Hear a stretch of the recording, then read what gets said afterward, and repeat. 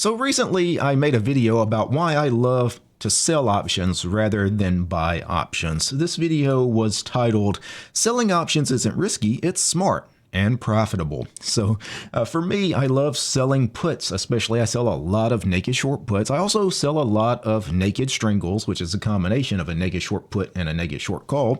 And sometimes I just sell naked calls by themselves. I love selling options rather than buying them because I think it is smart, right? It's the smart play. But naturally, people fear the risk associated with naked short options because there's theoretically unlimited risk on those things. So I get a question here from Vincent in NYC. He asks, "Can you give me an example of how you would lose on selling an option and how much you could lose?" So he wants to know how these short options trades lose, how do they go against you, and how much can you potentially lose on these? And this is a great question, and this is a common question, especially from people new to options, is how risky are these trades? Well, let's start with the short put, because I think that is the more common of the two trades, short puts versus short calls. Many people, when they start out trading, they're primarily bullish traders. They put on mostly bullish trades rather than bearish trades. So the short put is like our go-to trade. So let me put on an example short put trade. Let me go to Apple because I don't have an Apple position currently. And let's go into the options chain. And my standard short put trade would be go out about 60 days. In this case, I'll go to the 49-day cycle. And then I typically sell somewhere between a 15 and 20 delta put. I'm going to sell the 19 delta put in this case. So this will be the 260 strike. Right now, Apple is trading at 278 and change. So I'm about $18.50 out of the money here. So Apple would have to fall about $18.50 for this short put to be in the money, which is not what you want when you're short the option, right? You want to be out of the money. Now in this example trade, I will receive a 238 credit for selling this short put on a buying power reduction of $3,700. The probability of profit on the trade is 83%. That means if I hold this 19 delta short put all the way to expiration, 83% of the time it will be profitable at expiration, but I never hold short options to expiration. I always manage them early. Typically, I manage them at either 50% max profit or 21 DTE, whichever comes first. And if I manage at 50%, you can see the P50 number, the probability that you make 50% max profit at some point on this trade, is nearly 90%. 90% of the time, I'm going to reach my profit target and win on this trade. But that means that 10% of the time, I'm not going to hit 50% max profit.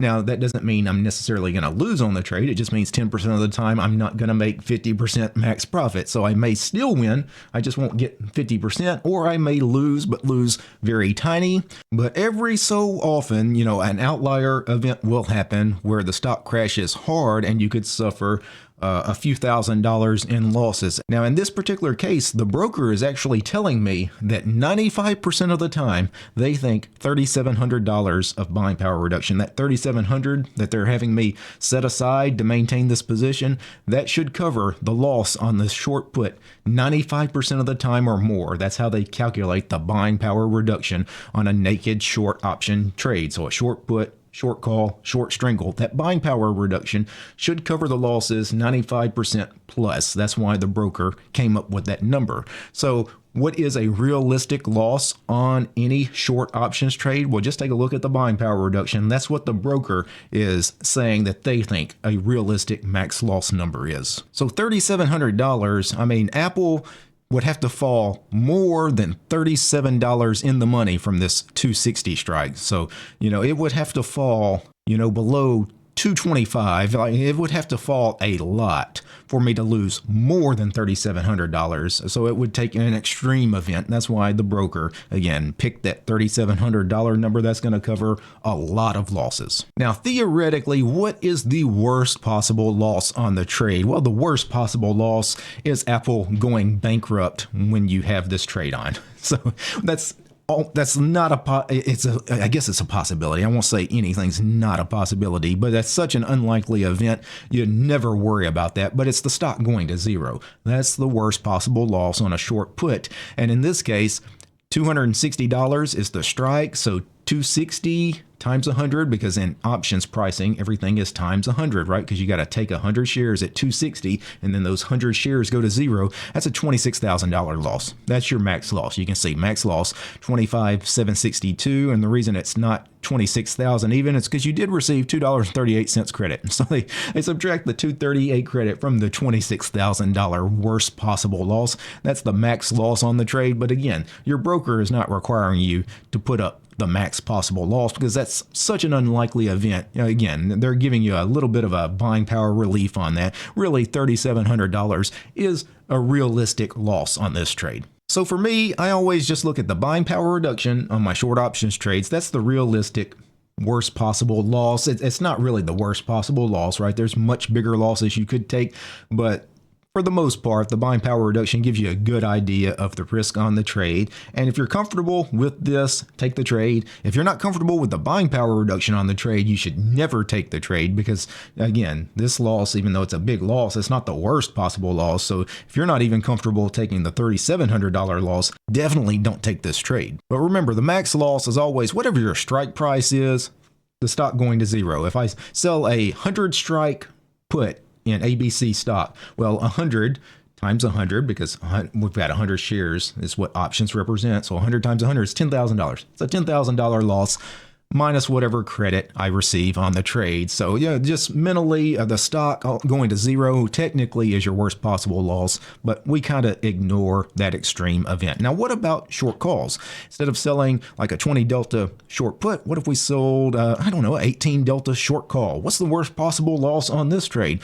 Well, that would be the stock going up to infinity, and your loss in that case would be also infinity, right? You could lose theoretically unlimited amounts of money, right? Because a stock can rise to infinity, and as it rises, right, you lose on a short call. Now, realistically, just like it's not realistic to think a stock is going to go bankrupt while you hold it. I mean, it could happen. Same thing with a short call. It's unrealistic to think the stock is going to explode to infinity while you hold it. So what is the realistic max loss on this? Well, it's the same as the short put. Go look at the buying power reduction. The broker thinks a realistic max loss in this case is $3,400. Now, why do they only think this is a $3,400 loss on this 18 delta short call rather than a similar put, right? The 19 delta short put, right, was $3,700. Well, the broker thinks there's a little more risk of Apple actually crashing down than crashing up, right? So, but they're very similar in price. So that's your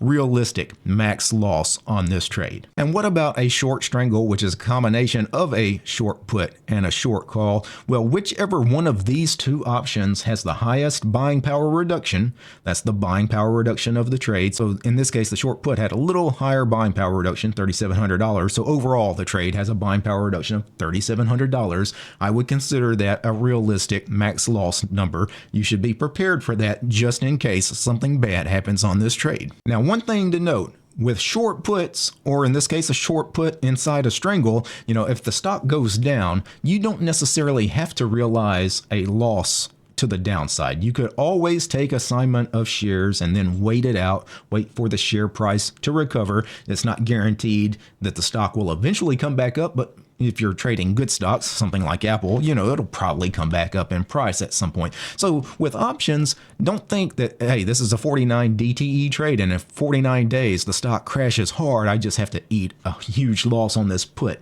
Well, no, if you have the money to take the shares, you could always take the shares at $260 a share minus whatever credit you receive. So in this case, the strangle, I'd get almost $5 of credit. I'm really taking shares at $2.55 and change a share.